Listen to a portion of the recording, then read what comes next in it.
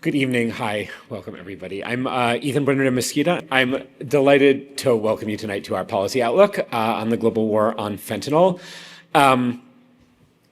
We are particularly pleased to be co-sponsoring this event with our colleagues at the Chicago Council of Global Affairs. I'm proud to be a board member of the Chicago Council and just delighted to be able to do some events together and have two policy organizations in the city, both really dedicated to serious analysis of global policy issues, be able to partner and bring really thoughtful conversation about first-order policy problems to the city. So it's great to have them as partners, and it's great to have you all here.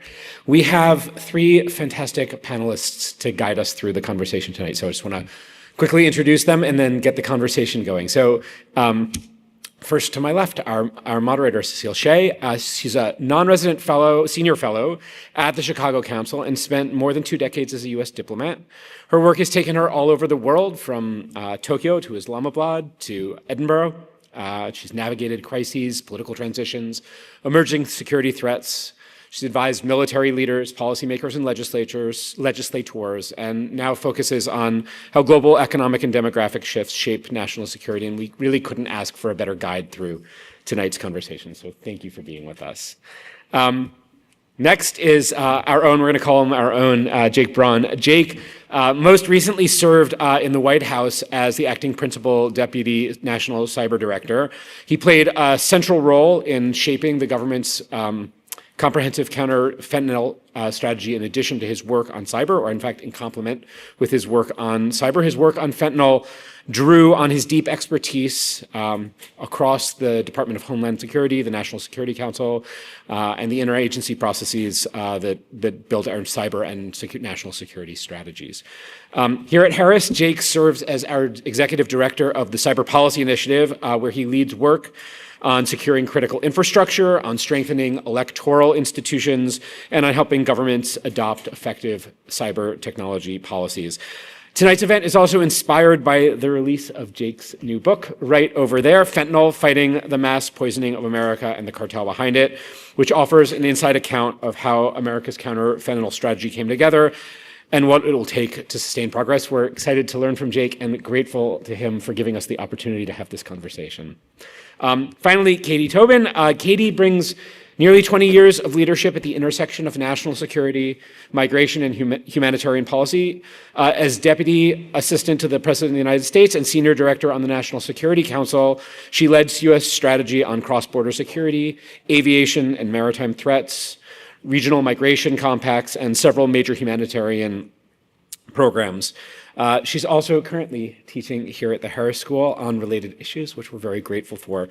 Her experience gives her an unusually comprehensive view of how illicit flows across borders, geopolitical pressures, and policy shaped the fentanyl crisis and continue to shape it. Let me just say a word. Across multiple presidential administrations, the United States has worked to build a counter-fentanyl strategy that has helped to reduce overdose deaths by more than a third. People on this stage made major contributions to that work. That progress was possible only because of leaders across domains, from cybersecurity to diplomacy to border and migration policy to law enforcement to national security to public health. And that work really calls on us to take a cross-disciplinary, rigorous approach to understand how it worked, what was effective and what wasn't, and how we can make further progress. So without further ado, please join me in welcoming our panel, and let's learn more about it.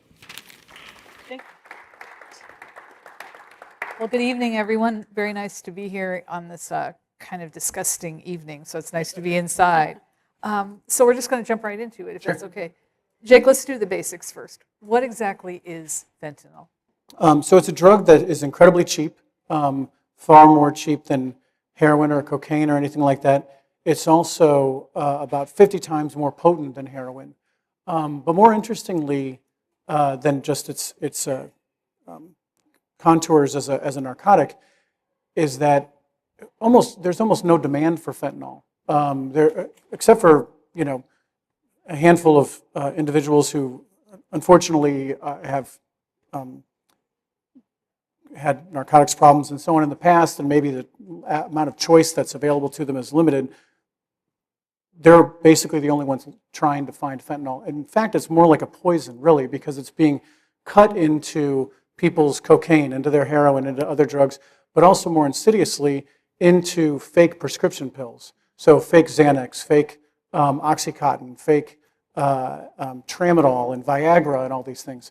And so while its properties as a narcotic is important because it does make people high and get them incredibly addicted very quickly, its key characteristic that's made it so insidious and so difficult for us to deal with in the administration is that it's not being marketed. There's no demand actually for fentanyl. So you said that in your book, but isn't there a case that, for instance, as traditional opioids became harder to get, whether on the white market or the black market or whatever, that some people did look for fentanyl. So those people are looking for anything, right, that will take the place of the drugs that they can no longer obtain. Yes, Opioids.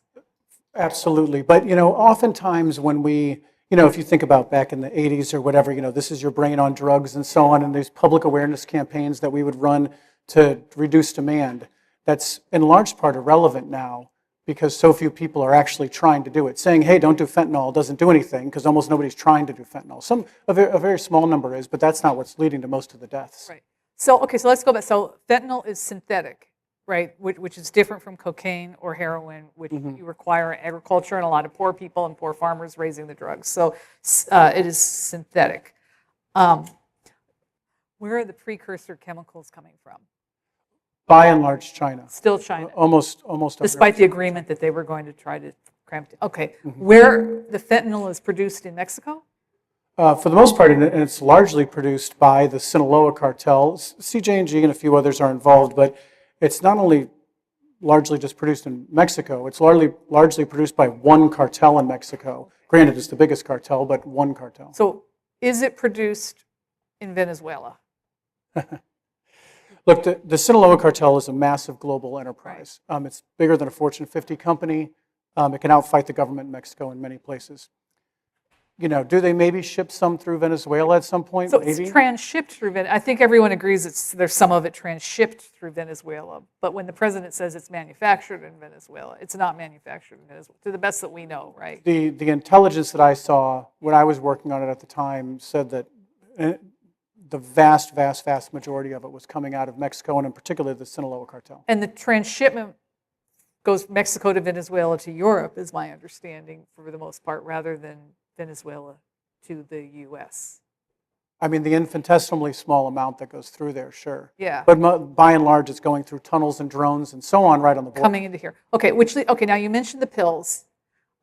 So I read this one sad story today. This kid was buying Ritalin from a sketchy online pharmacy, right? Thinks he's buying Ritalin. Wasn't buying Ritalin, took one and died. It was fentanyl. Where was that fake Ritalin or the fake Xanax or the doctored Oxy? People buy Oxy and it's partially Oxy is my understanding, but it's also got some fentanyl mixed into it. Where are those pills made?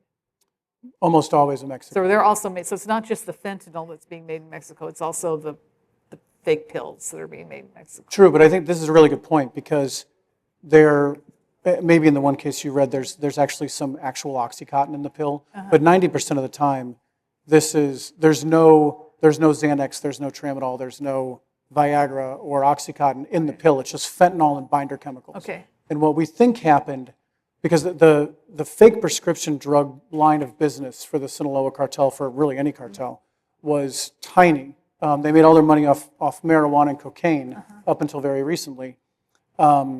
But as we were weaning the population off of Oxycontin, once that kind of epidemic became, everybody became aware how dangerous it was, some industrious Sinaloa member or somebody figured out, gee, I could get some binder chemicals, and if I can get my hand on a pill press to make it look like an Oxycontin pill or whatever, I could start selling this to anybody, call it Oxycontin, but it's going to get people way higher and immediately addicted. And that's when you start to see the overdose deaths spike. Katie, we're going to come back to you in a minute to talk about Sinaloa, but I have one more question. The difference between producing fentanyl capsules and, say, producing crystal meth, right, which people used to do in their garages, they probably still do in their garages. is what? I mean, it's a whole other ballgame, I understand, in terms of needing to be accurate, or people die. Meth doesn't kill that many people. I mean, a lot of people who do die from it are dying from something else related to meth. Not that it's safe to do, obviously. And a lot of the precursor chemicals that were used to make meth were actually coming from the Chinese chemical companies to Sinaloa and CJ&G and all the rest of them. But the difference is that you generally can't make meth in a kitchen. You have to, they have warehouses and stuff, and we'd have drones that can find the smell of it and all this stuff. Whereas fentanyl really can be made in a blender in somebody's bathroom, and it largely is. And they don't set out to kill people though, right? They just make a mistake in the. Yeah, we don't know. I doubt it. I mean, I doubt they're trying to kill anybody. What we think happened is, it's not like these cartels. Although in Sinaloa's case they are as big as Amazon. They're not storing massive amounts of data to analyze what's happening to their customer base. So they may have heard anecdotes about, people started dying and so on, but people die all the time from their drugs. We don't think they necessarily knew how devastating it was initially, but they also don't care. Yeah. And in particular, with the fake prescription drug market, that really wasn't a business they were in very much before. Right. And so every net new customer they were acquiring was not actually killing off their usual hard drug user base. And so the customer acquisition aspect of it, if they killed 100 people to acquire one new customer, it didn't really matter. Okay, all right. So we're talking about Sinaloa cartel, which has dramatically disrupted politics, safety, tourism in Mexico, among other places, right? What is the cost to the U.S. of what the Sinaloa and similar cartels do in Central America, in Mexico, wherever? Katie, can you talk about that? Well, what it means for our national security that they operate there. Yeah, and just to say first, thank you so much for the opportunity to be here. And it's actually a real honor to be on this stage with Jake, who I did have the chance to work with directly for several years in the White House on this enormous challenge of combating fentanyl that was, killing, thousands of Americans when we were in office, and it was so daunting. And I remember, just to real quick, my first year in the White House, didn't really know Jake very well, but he requested a meeting with me along with the Deputy Secretary of DHS, which I usually didn't get a meeting with the Deputy Secretary of DHS because he's senior to me. But they come into my office in the White House and they sit down and they're like, Katie, we need you to run a policy process because we need to do more than we're doing to go after these cartels. It started with what can we do to address the fact that they're starting to build a whole business around moving people. And that was sort of a phenomenon that I've seen over the course of my career that has really shifted, where the cartels like Sinaloa have gotten into monetizing the movement of desperate people. But it was really Jake, Secretary Tien, Deputy Secretary Tien, and others that were really like, let's see how we can be creative with our authorities. How can we put more resources at this? How can we leverage what the assets that DHS has, and then bring the rest of the law enforcement community to bear? And we saw real results. So anyway, I'm so glad that you told the story. I don't think that our administration always did the best job at telling the story, and so I hope everybody will read Jake's book. But back to your question, I just think that the Sinaloa cartel, and there's several like the Sinaloa cartel, CJ&G and others, that are incredibly disruptive in terms of like undermining rule of law in Mexico. I spent a lot of time in my career in Mexico, and it sort of is heartbreaking to me to see a country that thrives in so many ways, is such an important partner to the U.S., and yet has this massive cartel problem. That the transnational criminal enterprise that seems really, really challenging to get under control. So I think it's a problem for Mexico that we should all care about because they're our neighbors. But it's a problem for us too. I think that when you have criminal actors that are actually really, really good at what they do, that are making billions, like not millions, billions of dollars moving illicit substances and people, it really, it's not in our interest. And it's easy, it's not easy, you're a diplomat, like it's not always easy to find, like to cooperate with foreign governments. But you're able to figure out a way to do so. When you're dealing with these criminal actors, it's like, it's just, you know, it's so much harder. So how much of our current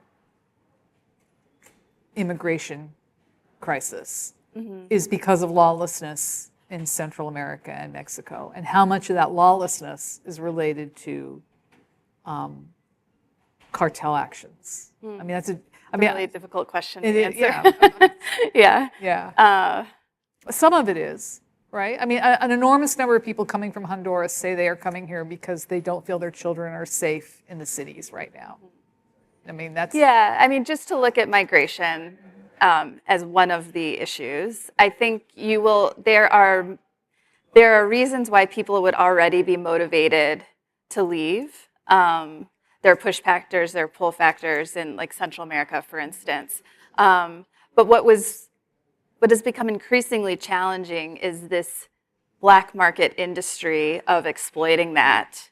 And so if you're trying to do the hard work of addressing the root causes or establishing, like for me, like one of the big things that I worked on was how can we expand access to lawful pathways so people that do want to come here or if we want to come here can come here in a lawful way. How do you sort of do that when a cartel is telling them, we'll get you into the U.S., we'll give you 7 tries, just give us $3,000 to $10,000, you know? So it's like we're competing with this criminal industry and they use social media better than we do. They make it seem like that they market it in a way that is very enticing. And do we know how often they're successful in sneaking people into the United States? I don't know the percentage. Of course they are successful, but what they, of course, don't advertise in their very compelling marketing on TikTok is how many people die in Mexico, in northern Mexico specifically. Or even in the backs of trucks in the U.S., right? There have been some horrific tragedies in recent if not killed, raped, or, you know, kidnapped, like held in these safe, like these terrible things that, so anyway, it was a huge challenge. We had to get more creative. We had to have a whole of government approach. We had to work really closely with Mexico. I'm really proud of the work that we did with Mexico. We couldn't have done it without them. I traveled to Mexico every single month in the year of 2023. So anyway, just to say we made progress, but we certainly didn't fix it. So I'm going to come back to another question in a moment, but Jake, your book focuses on interdiction.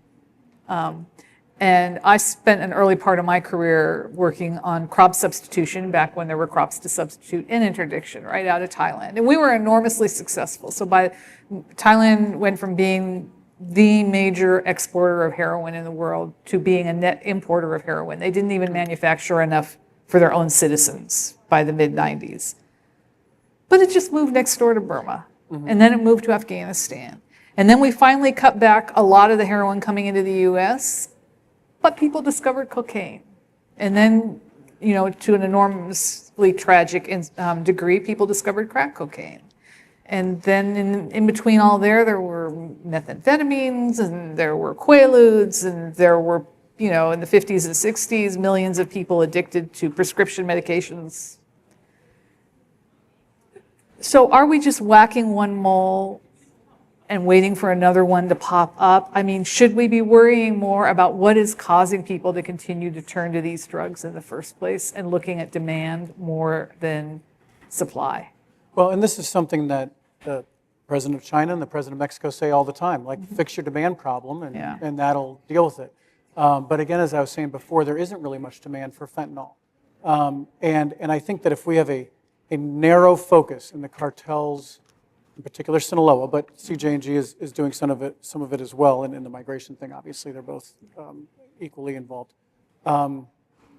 If they understand that there's going to be an enormous amount of enforcement done against them. So, you know, when we launched Operation Blue Lotus, which is one of our big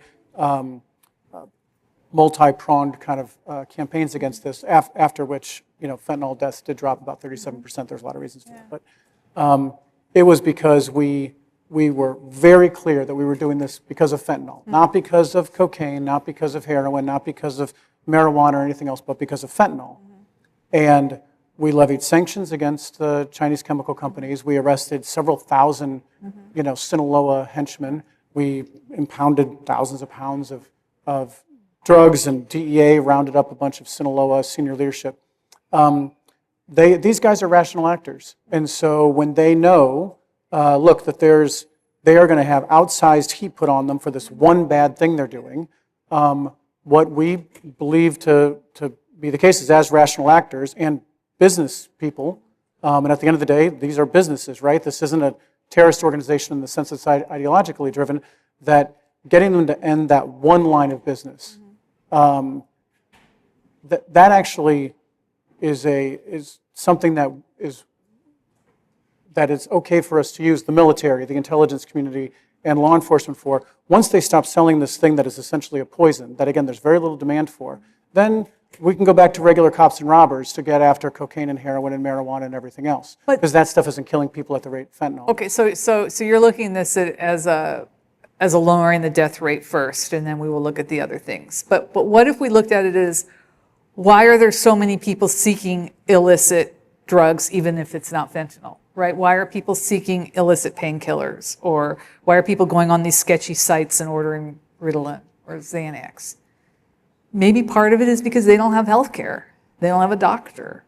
I guess what I'm saying is, it occurs to me the problem is very broad and requires a multifaceted approach just if we're going to deal with the demand side.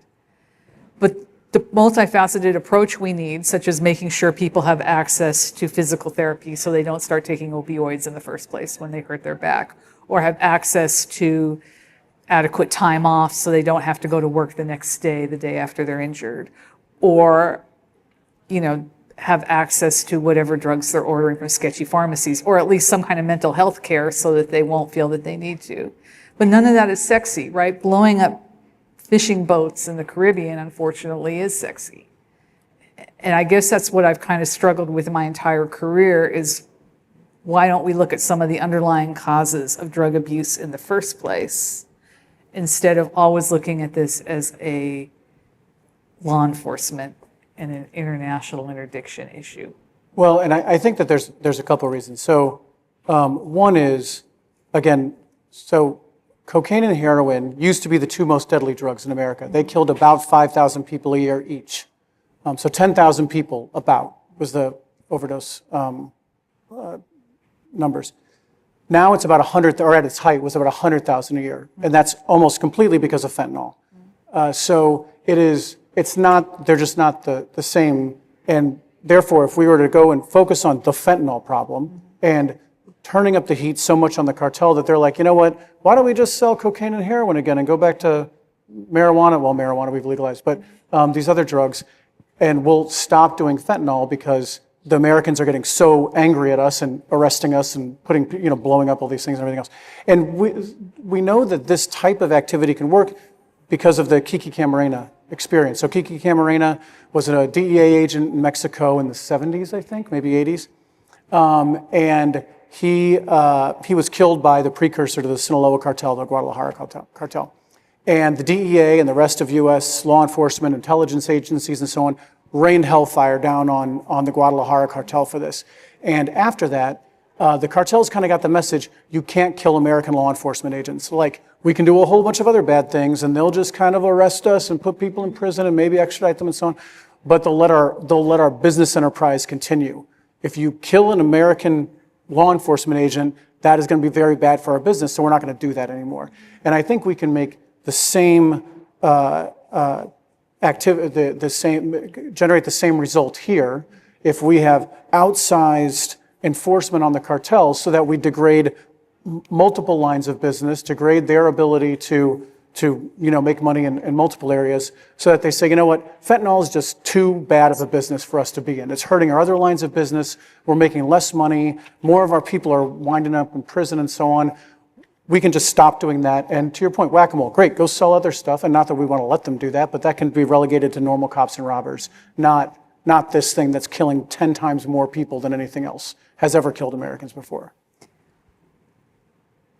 Do we know, are they looking for new lines of business? Because Well, to the one Katie mentioned is... moving people, which is almost in some ways just as bad, I mean, from some perspectives. Oh, I mean, in a whole host of ways. I mean, what we've seen is, it's like, in the book, I think one of the, there's a few main characters. One is HSI, part of ICE, that was very central to this fight and central to going after the cartel. And I know they've been in the news lately for a whole bunch of other things, but they were useful for that back then.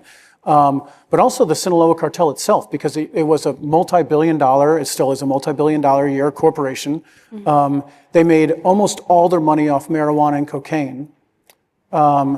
We've essentially legalized marijuana. Cocaine's just not popular anymore. It used to be like about 7% of the population said they'd done it in the last month. Now it's 0.3% of the population has done cocaine in the last month. So they had to fill the void of, I mean, they've still got people to pay off and everything else.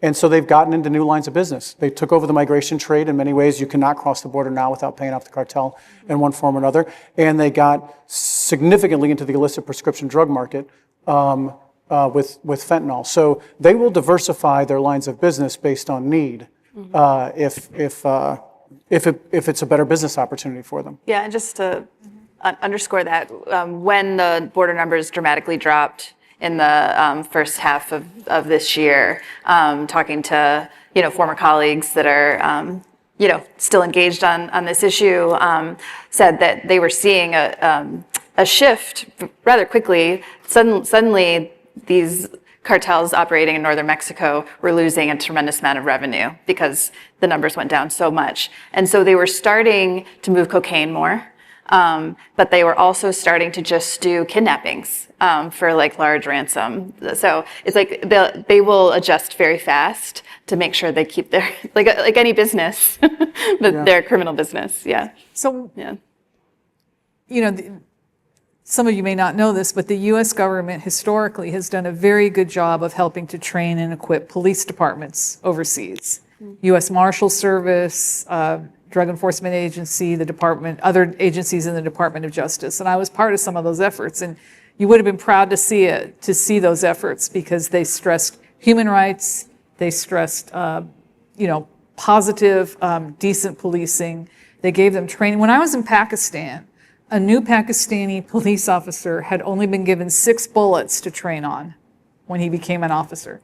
You don't become a good shot with 6 rounds of ammunition. So we built training ranges, and we built places for them to train, and we sent them to the U.S. to train. And I say all this because those kinds of programs have been dramatically cut back under this administration. Again, because they aren't sexy enough, right? We're not in there shooting people. We're just trying to create good police officers in countries that matter to us. So what do we need to do to help Mexico put the Sinaloa cartel out of business? Because I do think that, we have maybe a decent chance with the current president to take some actions against them and to fight corruption more generally. I mean, what sorts of things can we do so they aren't just switching to the next lucrative but gross practice, but that they go off and they find something decent to do that, maybe won't hurt all these innocent people so much? Yeah, I've got ideas, but do you want to go first? Go ahead. Okay.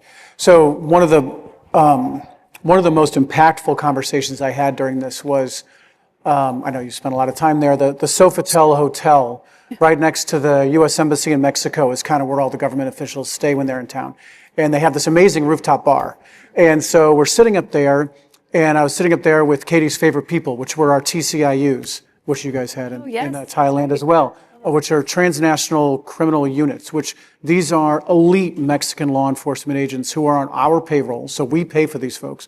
We polygraph them all the time, not because their character's not good, but because, when... They need an excuse to say no to bad people. Well, no, I mean, it's... You know what I'm saying? I mean... If you polygraph them, they can say to the bad person, no, because I'll get caught tomorrow. I mean, that's one of the reasons. Well, yeah. Oh, well, and also, I mean, the cartel usually gives them the choice of you can take a bribe or we'll kill your family. And so if they've had to take that, then they can just be cycled out and bring in somebody new. But anyway, so these guys and gals are fantastic, right? They go down and kick down doors for us that we can't do because they have authorities that we don't have in their country, obviously.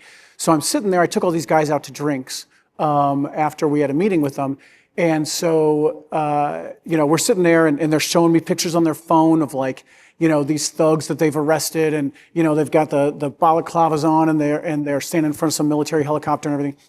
And then he shows me this picture of a anti-tank machine gun.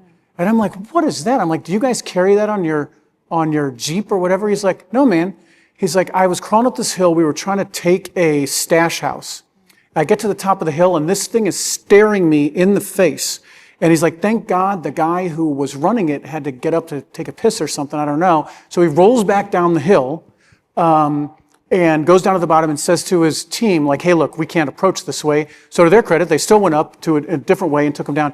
And he was like, I'm telling you, man, these guys would be so much easier to beat if they weren't armed to the teeth with American military-grade weapons. And like, we do so little to stop American weapons from going to Mexico.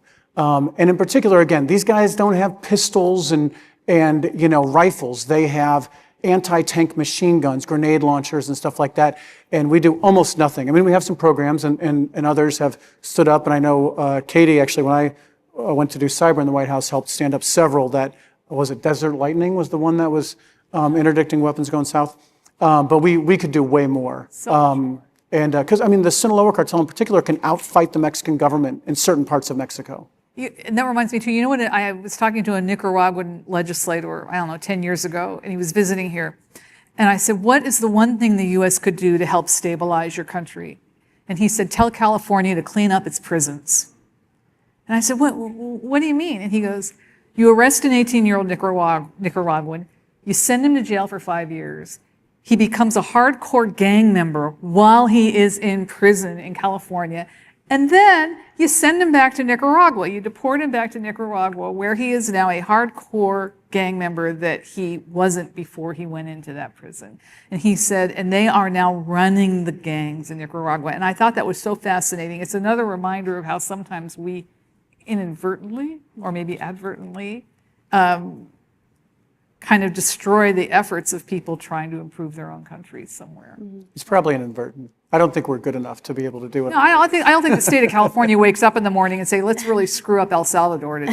I think one of the. I'm sorry. Go ahead. No. I think when Katie and I were in Mexico and you remember we're down there and Ebrard, the president of Mexico, is so mad at us because the Republicans in Congress are saying we're going to invade Mexico if they don't deal with whatever. And so Katie was going into these diplomatic meetings with the president and everything else and trying to get something done. And at the same time, he's just getting lambasted in the press. And so then the president would come out and do these tirades against us. And people were like, when we came back, they're like, did you guys do that on purpose? Because, it made, if they've got this, crazy, people saying they're going to invade on one side, they're going to be more likely to work with you on the other. And I'm like, we tried to organize a 6-pack and 2 bottles of wine for the plane back and screwed that up. I don't think we could orchestrate, the Republicans doing this and us doing that. It's just like, it's we're not that good, Yeah. Did you want to say something too, Katie, about? Well, sure. Yeah, you're bringing back lots of memories of our time together in Mexico. But to your question, which is a tough one, how can we help Mexico? I do think there's some sort of practical things like addressing southbound weapons. But just from another perspective, I do think that making it a presidential priority and having not only a presidential priority from both countries, but a top bilateral priority, I saw that was effective. Because with a partner like Mexico or with Canada, it's not so much, they're both actually relatively well-resourced countries that if they have the political will, can address a lot of these things on their own. We do provide some training, which is really critical, but that's not sort of the gap. I think I'll just tell one story. I accompanied the president down to Mexico in January of 2023 for the North America Leaders Summit, which is what it would happen every year under the Obama administration and again under the Biden administration, where the three heads of state would come together once a year to talk about the top trilateral priorities for North America. And in January of 2023, one of the top priorities coming into that meeting and coming out of it was how are we going to deal with fentanyl? And there was an agreement, one of the deliverables they call it, was to establish this trilateral fentanyl committee. And my boss, the Homeland Security Advisor, was appointed on behalf of President Biden to lead that, and then someone at her level in Mexico and Canada were as well. And that's part of why I traveled to Mexico then every single month that year. It was almost always with the Homeland Security Advisor. So at a very high level, at the presidential level or like one level below, you're meeting on a monthly basis to deal with this existential challenge that's confronting all of North America. It's not, and I think that was important too, that we weren't just saying this is a Mexico problem, because of where it's being produced. It's not a US problem because of the demand. This is like a shared challenge. And not only do we need to deal with it within the continent of North America, but all three countries need to be dealing with China. And that was a big part of it. Like, how do we complement each other in our own like bilateral relationships with China? So I think that, I actually think that the Trump administration has the same level of priority to this issue and does engage with their counterparts in Mexico and Canada, probably as much as we were. So that's actually like a common thread. They're approaching it, I think, with different tools. But I do think that it's like it is reassuring for anybody, I think, that cares about solving this problem, that across administrations, it does seem to be a top priority. Yeah. Thank you. We're going to open it up for questions. If you have a question, raise your hand and someone will bring you a microphone. A reminder that this is being taped, I think, for Facebook. We have a gentleman right there.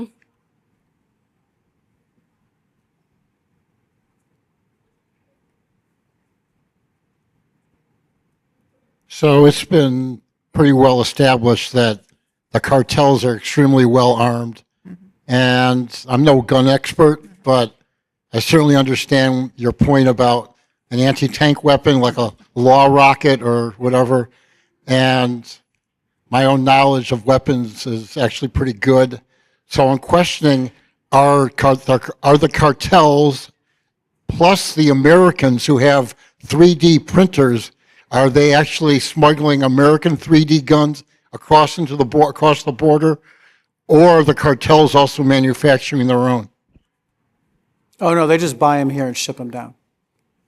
Yeah. And in regards to that, are they, like, there's no U.S. effort to stop semi-trucks or ships or even planes crossing the border and see what they're caught? I mean, I think, I'll just say, because I travel down there a lot. If you haven't been along those borders on Texas, I mean, it's just not a walk across the Tijuana border. They are huge with massive amounts of trucking going back and forth. But I'm guessing that I'm guessing an anti-tank weapon crosses some dirt path somewhere. I mean, I don't know. I mean, the more alarming thing to me is, those weapons are walking away from some police department or army base somewhere. I mean, that's the more alarming thing to me. Or gun shows and so on and so on. I mean, Yeah, there's but a I lot don't of know stuff. that you can buy anti-tank weapons at gun shows. Yeah, I mean, those are, if you have a weapon of that size, or they may have come, I'm guessing, from the Mexican military. I mean, who knows where they come from? But yes, clearly a lot of rifles, a lot of legal weapons that are legal in the U.S. are making their way down there, and it's a really troubling factor. We have other questions. Then we'll get down here. Hi, thank you. Not so long ago, the drug kingpin strategy seemed like outdated in a sense. Mm-hmm. But recently, with the case of Mayo Zambada, like things started to grow again, and there's like a huge war going on right now with the Sinaloa cartel. So, for instance, like thinking about this entire diagnostics, you think that the the outlook of the entire cartel ecosystem in Mexico, but also like the issues that have been carrying on here in the US because of the Sinaloa cartel, might change if, for example, the Cartel Jalisco Nueva Generación takes over of this type of markets. I don't know, that, for instance, like the potential disappearance of the Sinaloa cartel as we know it right now. So I'm curious about your impressions about that. Do you think it would break into smaller entities, or would it merely have new leadership but remain one large multi-billion-dollar company? Is that what you're predicting, or you are not ready to take a prediction? No predictions at all from my side. Well, I'm concerned about the two possibilities. For instance, like one of those two sides of the Sinaloa cartel taking over the Sinaloa cartel, or in a sense like completely spreading around the entire north of Mexico, which is also a possibility. So.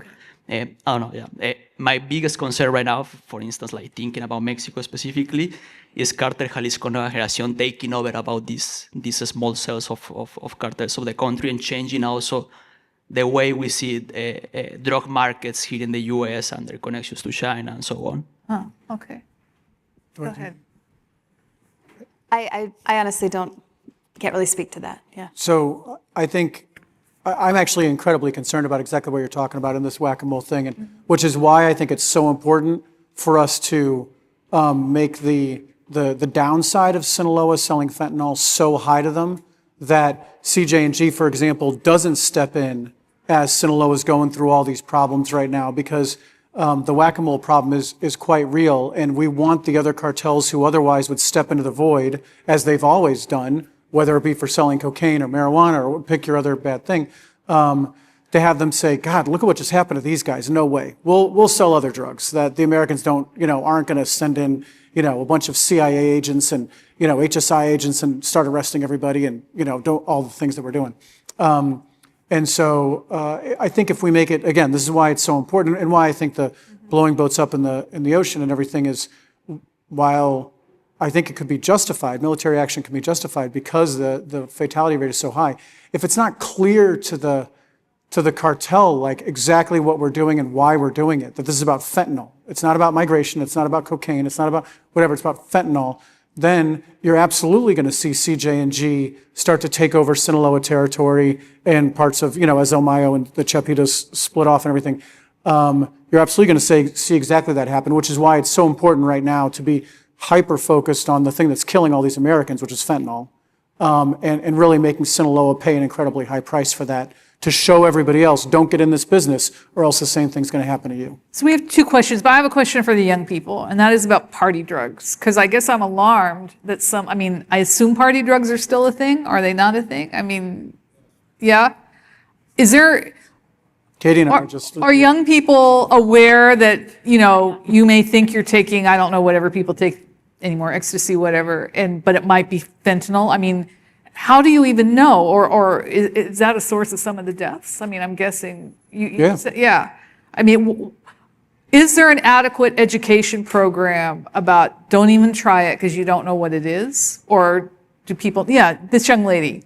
Just to speak to it, I think it varies so much across education backgrounds, similar to sex education. It depends on how comprehensive it is. A more forward-thinking anti-drug program out of school would bring up the ideas like fentanyl test strips. Okay. And there will be people who if they're going to use recreational drugs, especially something like cocaine, which people with a lot more access to money use, they also purchase a fentanyl test. Really? And you test it before you use it? Interesting. Yeah. No, sorry to cut you off. Go ahead. So what the young lady said, because I know some people are watching on TV possibly and couldn't hear, is she said that she thinks the knowledge of this problem and of the need to be careful when you're talking about party drugs would really vary on what kind of drug education and educational background people have. But she said more sophisticated people, for instance, will carry fentanyl test strips with them and test some of the drugs, or at least try to know whether or not that drug really is fentanyl free. This is the whole point about there not being demand for fentanyl, is that a whole cottage industry has been stood up to test drugs to make sure it's not in it. So you think of the movies in the 70s where they open the thing, a kilo of cocaine, and the guy sniffs it to make sure it's pure cocaine. Yeah. They're doing the opposite of that now, to test it and make sure there's no fentanyl in my drugs. And so where I think our PSAs actually that we were doing were not very helpful because they were like, don't do fentanyl. And we're like, none of these kids want fentanyl. Where I do think that you can show prevention did have a big impact on the fatality rates going down was through educating people to get naloxone and these fentanyl test strips. And You so make on the and so point that naloxone was enormously beneficial. forth. It seems to have been, yeah. Okay. There's other hands. Yeah, we promised these folks. Hi, how you doing? I had a question that kind of touched on the last part of the discussion. Katie mentioned China, and like a trilateral commission towards China. I also want to talk about the cyber aspect of this discussion, which I don't know. It's hard to talk about this without kind of like mentioning parallels with like the opium wars, where our talks with China have led to them breaking down the precursor chemicals and selling them to Mexico instead of that, instead of selling it directly. For the crypto aspect, right? There is a hand-in-hand relationship with the Sinaloa cartel or the CNJG with Chinese money laundering organizations, both in the United States and in Latin America. We've seen OFAC sanctions against CMLO wallets and Sinaloa cartel wallets to try and stop the flow of money. We know money is the oxygen of a cartel. Without money, they can't buy weapons, they can't pay off their hitmen. What have we been doing to kind of stop the flow of money to the cartels? Has it been effective? And yeah, just general thoughts on that. The crypto angle is very interesting. Thank you for bringing that up. Yeah. Yeah, I'm glad you brought that up. We haven't really talked too much about that, but that was part of our fentanyl strategy. There was like a public health demand side to it where, we were going state by state and making sure that they had Narcan and other, that was really, I think, important, and that having the public health people at the table was critical. We also had Treasury there and, dealing with like tracing the money and like trying to sanction those key people that you mentioned, like the companies that were responsible for, transporting all of the precursors out of China. I think we got more and more aggressive with that over the course of the administration that I worked in, and that I think was an important piece of it. Like following the money, we needed our European partners to do the same, and that's why I mentioned the North America thing. But then like the next horizon after that was Secretary Blinken brought together 80 countries globally in June or July of 2023 to make this actually something that the entire world needed to care about. But I don't know if Jake has more to say on the following the money part, but just to say that there's the enforcement, the national security enforcement part, interdiction, public health, but then like the financial penalties was also key. But how much visibility does the Department of Treasury actually have on crypto? Oh, I don't know. I mean, not a lot. mean, we've to gotten your better. point, right? We've gotten Yeah. better at being able to track where crypto's going. Early days. But can we zero. access it once we find it? I mean, will the... Yeah, we have. So that, like, for an unclassified story is after the Colonial Pipeline attack, we wanted to send a message like, Right. ransomware groups, you cannot do this. And so the FBI went in and grabbed the crypto back from the ransomware group that had attacked the pipeline, which, is incredibly hard to do and we normally don't do because it's, takes a lot of time and effort. But we are much better at going after crypto. But I do think your point on cyber is a good one and something that I think we started to kind of tackle at the end of the administration. I don't know exactly what the current administration is doing on it, but I used to sit in these meetings where our folks at NSA and Cybercom would say, great, we have a limited budget and limited staff too. You want us to go hack this like low-grade cartel, even though they're huge? Tell me which team you want me to take off hacking the Chinese, the Russians, the North Koreans, and the Iranians, and I'll tell you who I'm going to put on this. And of course, we'd say nobody. But I would like to point out Admiral Penoyer here is on our board at CPI, and our answer was the Coast Guard. Actually, the Coast Guard is in many ways actually better, Admiral from the Coast Guard, is actually better suited to do a lot of this work because they have both law enforcement and military authorities. And so as long as they're allowed to operate on NSA or Cybercom's platform, so they have access to the best tools, they're perfectly positioned to actually hack the cartels. And there's some precedent for them to be able to do stuff like that as well, and something that we need to do more. So quick question about Starlink, because there are a lot of complaints about Starlink in that they are not cooperating in putting those little villages of scam artists in Cambodia. You know, the people who keep calling us all the time, and it turns out that they've been kidnapped or being held in Cambodia and parts of Burma and some other places. And the only reason that those places are able to exist is because they now have Starlink, right? Oh, wow. So, and Starlink is not really cooperating supposedly in putting those folks out of business. But I would think that the cartels now also have access to Starlink, right? But hopefully Starlink is cooperating. That was kind of after your Yeah, I don't know. government. Yeah, I mean, but it does show you how, the problem is technology moves faster than the government can move sometimes, certainly right? Certainly true in crypto and other things. There was another gentleman here with a question. Yes. Thanks. I was a FBI special agent in the 80s, 90s, and early 2000s. And the danger in heroin was that it was cut with crazy stuff as well as coke. PCP was used improperly, but fentanyl is used legitimately in the medical field, right?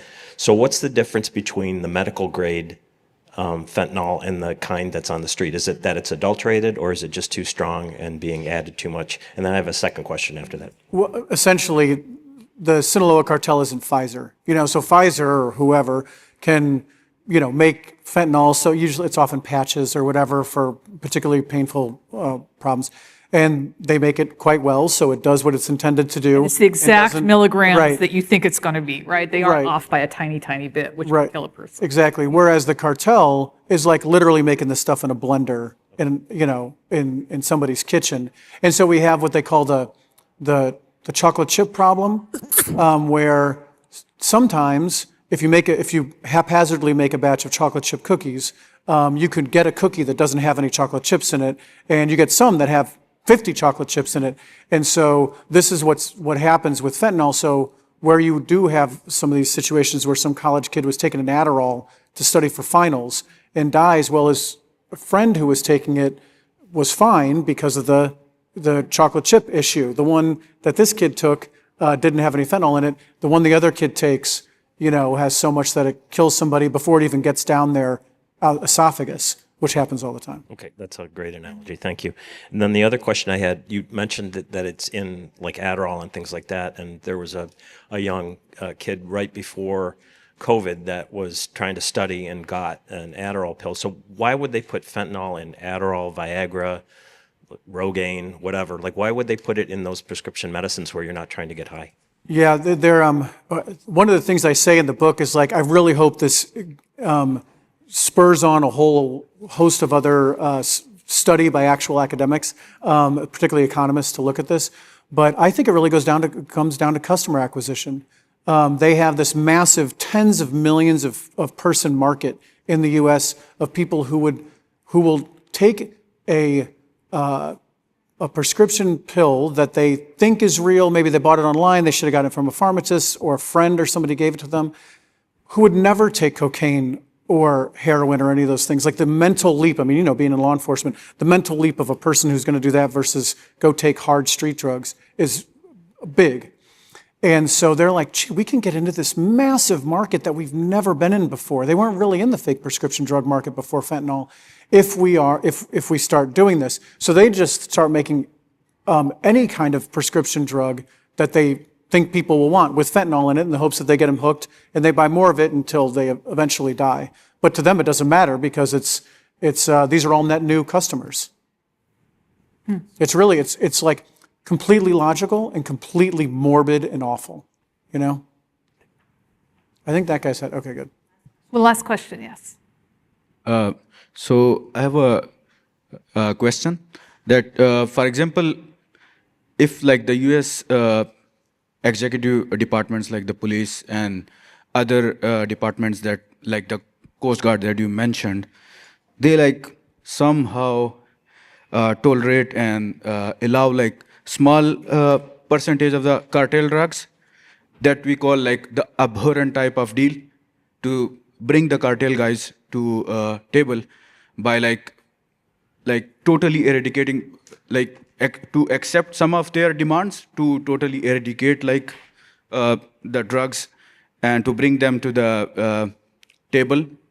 And like, can this be a thing that is acceptable and efficient in the policy making regarding this? Because with the rise of the decentralized financial systems, the flow of the money won't be traced back to where the money is going and to which purpose this money is serving, because of the BRICS and because of the decline in the US financial system, which the Fed is trying hard to replicate the crypto market, but it won't be, because the key thing of the decentralized financial system is the decentralization instead of like centralization. So is this also a considered possibility to accept some of their demand and to allow some other quantity, which we call, as I mentioned, abhorrent type of deal, to bring them to the table in this way?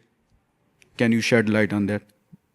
So you're asking if we could allow them to become a semi-legitimate business by focusing on some of their business ventures, as long as they agree to leave their other business ventures? I mean, from the policymaker, for example, from the lens of a policymaker, can this also be considered as a sort of policy in effectively eradicating or decreasing the drug quantity that is coming to the US?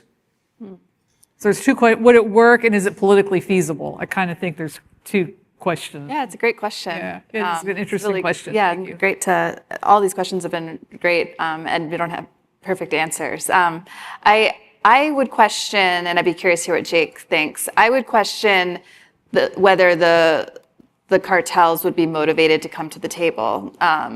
You know, I don't get the sense that like Sinaloa and some of the other Mexican cartels are seeking like to be like sort of established political parties, have like a long list of demands.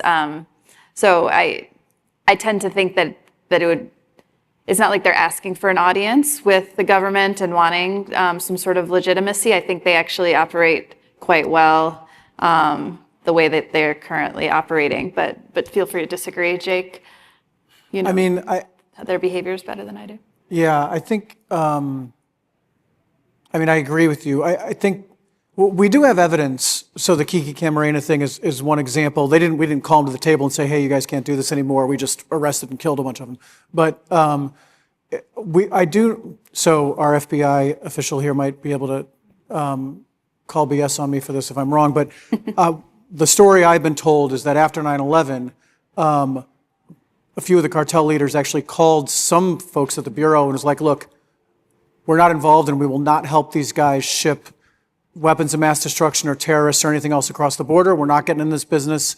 So, you know, don't, like, we're not involved. So again, they are rational actors, if that story's true.